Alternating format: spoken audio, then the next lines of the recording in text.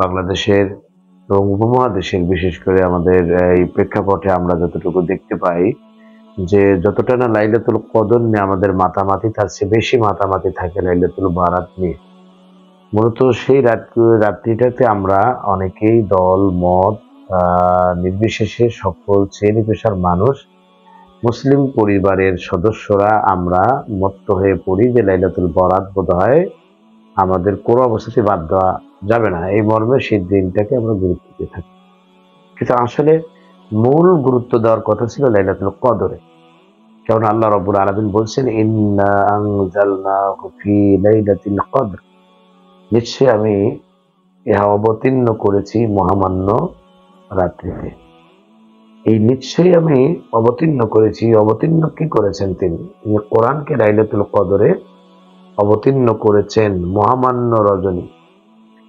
আল কোরআনু কালামুল্লাহ, কোরআন আল্লাহর কালাম। আল কোরআনু কিতাবুল্লাহ, কোরআন আল্লাহর কিতাব।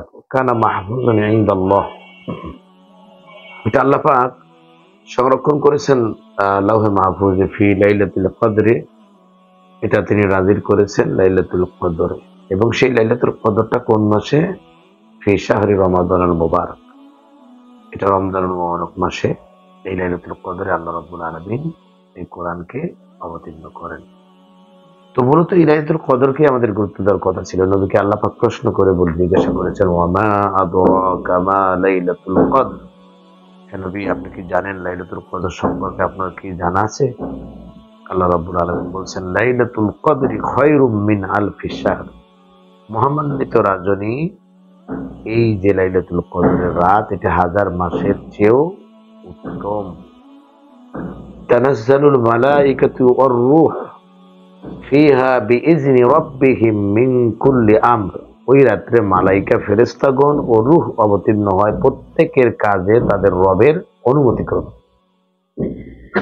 অর্থাৎ জিবরাইল আলাইহিস সালামের নেতৃত্বে ফেরেশতারা সেদিন পৃথিবীতে অবতীর্ণ হয় এবং অবতরণ করেন, এবং সেই ফেরেশতা মণ্ডলী বান্দার বিভিন্ন কর্মকাণ্ড তারা পর্যবেক্ষণ করেন এবং তারা বান্দার বিভিন্ন কর্মকাণ্ডে এবং ভালো কাজে তারা সম্পৃক্ত হন, এবং এমনকি তারা তাদের সঙ্গে দেখা হয়, তাদের সঙ্গে মুআনাকা হয়।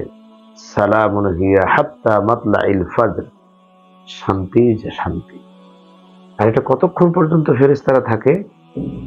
সেটি হলো হাত্তা মাতলাইল ফজর, ফজর হওয়ার আগ পর্যন্ত, অর্থাৎ শুভে সাদিকের পর্যন্ত তারা অবস্থান করে। এ ব্যাপারে ফজরের রক্ত সমূহ পর্যন্ত তারা অবস্থান করে। এই ব্যাপার নিয়ে আমাদের সমাজে একটু আমরা অনেক সময় দেখে থাকি যে আমরা লাইলাতুল কদর সাধারণত 27 রাত্রিতে আমরা একটি নির্দিষ্ট ভাবেই অনেক শ্রেণীর মানুষ তারা উদযাপন করে থাকে। কিন্তু আসলে লাইলাতুল কদরের ব্যাপারে মানবতার নবী বিশ্ব নবী সাল্লাল্লাহু আলাইহি সাল্লামের নির্দেশনা হলো, তোমরা শেষ দশকের বেজর রাত্রিতে তালাশ করো।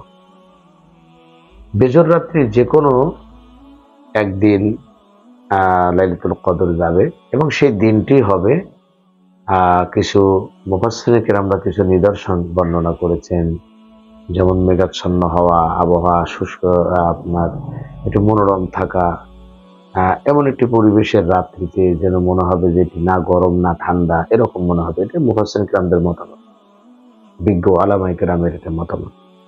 সুতরাং আমাদের উচিত হবে লাইলাতুল কদর তালাশের জন্য, যেমন আমরা 21 রাত, 23 রাত, 25 রাত, 27 রাত এবং সর্বশেষ 29 রাত, এটি আমাদের অবশ্যই খেয়াল করা উচিত। আর এই লাইলাতুল কদর যদি কারো নসিব হয়ে যায়, সে যেন সব কিছুই আল্লাহর পক্ষ থেকে পেয়ে যাবে। আর কারো যদি লাইলাতুল কদর নসিব না হয়, তাহলে তার পক্ষে সম্ভব নয়। কেবলমাত্র হতভাগা ব্যতীত সকলেই আল্লাহ রাব্বুল আলামিনের এই দিন বা এই রাত তিনি পেয়ে থাকেন। আমরা যেন হতভাগাদের কাতারে না পড়ি। আমরা যেন পবিত্র লাইলাতুল কদরকে অনুসন্ধানের জন্য, এখনো 2টি রাত আমাদের সামনে আছে। সেই রাত্রি, এখন আমি কথা বলতেছি আজকে 26 রমজান, অর্থাৎ আজকে রাত হবে 27 রাত এবং পরবর্তী 29 রাত। এই 2টি রাতের কোনো রাত্রেও চলে যেতে পারে, বলা যায় না। এজন্য আমরা সকলে মিলে সতর্ক হব এবং মহান আল্লাহ রাব্বুল আলামিনের ইবাদতের জন্য ইনশাআল্লাহ আমরা মত্ত থাকিব। মহান আল্লাহ তাআলা লাইলাতুল কদর থেকে যেন আমাদেরকে বঞ্চিত না করেন আমরা এই দোয়া করছি আল্লাহর কাছে। ওয়া মা তাওফীকি ইল্লা বিল্লাহ। আসসালামু আলাইকুম ওয়া রাহমাতুল্লাহ।